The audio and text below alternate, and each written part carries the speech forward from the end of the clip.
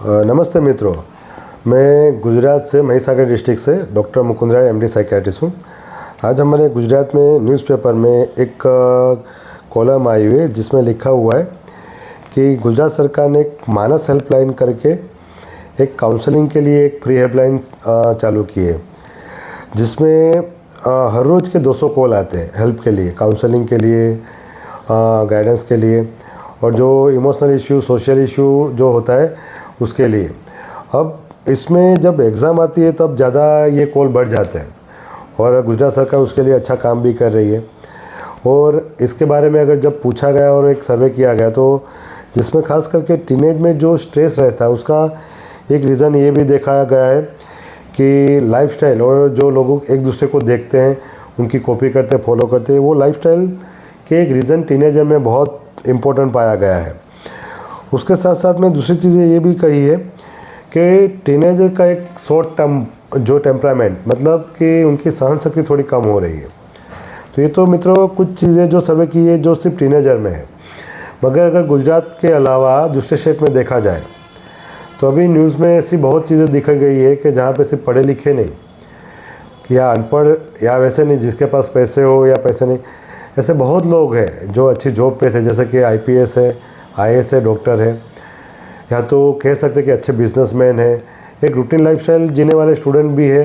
पढ़ने वाले भी स्टूडेंट। उन लोगों में भी बहुत सारे सुसाइड अटेम्प्ट दिख रहा है, क्राइम बढ़ रहा है, एडिक्शन चीज़ बढ़ रही है। लोग ज़्यादातर ये सोचते हैं कि एडिक्शन करने वाले लोग बुरे होते हैं, और एक ये मान्यता भी रहती है कि जो अल्कोहल पीता है या कोई एडिक्शन करता है, गेम एडिक्शन करता है, तो वो इंसान बुरे होते हैं। और कुछ लोग ऐसे सोचते हैं कि अगर किसी ने सुसाइड किया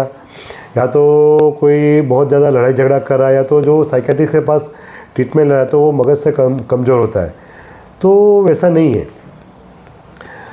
आज के समाज में एनवायरनमेंट चेंज हो रहा है, टेक्नोलॉजी चेंज हो रही है, पॉलिसी चेंज हो रही है। कहीं कहीं पे ऐसी चीज़ें जो समाज में हो रही है वो जो नहीं होनी चाहिए, और सबसे ज़्यादा दिक्कत हो रही है कि पर्सनालिटी चेंजेस। आज के ज़माने में मेजॉरिटी पीपल जो अभी है उनकी पर्सनालिटी में भी बहुत दिक्कत है, जो ज़्यादातर बोल सकते हैं कि वो lack of empathy, controlling behaviour, anti social behaviour, dominant behaviour, जो खास करके हमारी भाषा में नार्सिसिस्टिक पर्सनालिटी और एंटी सोशल पर्सनालिटी वाले लोग, ऐसे लोग बढ़ रहे हैं। उनका रीज़न में कह सकते हैं कि उनका चाइल्डहुड ट्रॉमा, उनका अपब्रिंगिंग, उनका सराउंडिंग एनवायरनमेंट के कारण बहुत दिक्कत होती है। अब ऐसे लोग जब कोई अच्छी पोजीशन पे आते हैं या तो अच्छी पोस्ट पे आते हैं या तो अच्छी सोसाइटी में कोई पोजीशन पे आते हैं, तब जाके क्या होता है कि उनकी ये लैक ऑफ अवेयरनेस के कारण, उनकी पर्सनालिटी के कारण वो लोग दूसरे पे भी इन्फ्लुएंस करते हैं, और कभी कभी तरीका गलत होता है, काम गलत होता है, तो साथ वाले लोग भी उस चीज़ से परेशान हो जाते हैं। कभी कभी मान लो कि बॉस में अगर दिक्कत है पर्सनालिटी डिसऑर्डर की, या तो कोई से ही साइकोलॉजिकल मतलब न्यूरोटिक इलनेस की ओसीडी है, डिप्रेशन है, या तो एंजाइटी डिसऑर्डर, या तो एडिक्शन का, तो उनके साथ में वर्क करने वाले कोवर्कर, या तो फिर कह सकते हैं कि उनके अंडर में काम करने वाले लोग भी कभी कभी साइकोलॉजिकली ट्रॉमा फील करते हैं उनके बिहेवियर से, उनके कंट्रोलिंग बिहेवियर से। हाँ, एक ऑथोरिटी वाली पोजीशन होती है तब लोग अपने स्टाफ, अपने कोवर्कर को अच्छी तरह मैनेज करें तो इट्स ओके, मगर कभी साइकोलॉजिकली पैटर्न जो एबनॉर्मल है, जो हेल्दी नहीं है, उस पैटर्न के कारण कभी साथ वाले लोग भी परेशान हो जाते हैं। और अभी ऐसा भी ज़्यादा होता है कि कभी कभी कोई एक बंदा नए सिस्टम में आया, वो अच्छा कुछ काम कर रहा है, मगर दूसरे लोग वो पैटर्न नहीं फॉलो कर रहे, जिसमें बोल सकते हैं कि टाइम पे काम करना करप्शन का काम है। ऐसा बहुत काम है जिसमें नए जो बंदे आते हैं जिनका साइकोलॉजिकली माइंडनेस अच्छा होता है, उनका मॉरल एथिकल वैल्यू भी अच्छी होती है, मगर वो साइकोलॉजिकली कमज़ोर भी नहीं होते, मगर वो कभी कभी हार जाते हैं, फ्रस्ट्रेट हो जाते हैं। क्योंकि जब समाज से या तो घर से, सराउंडिंग एनवायरनमेंट से कोई एक बंदा जब सही काम कर रहा हो या तो सही चीज़ दिशा पे चल रहा हो, पर साथ वाले लोग उनको मना करते हैं, ओपोज करते हैं,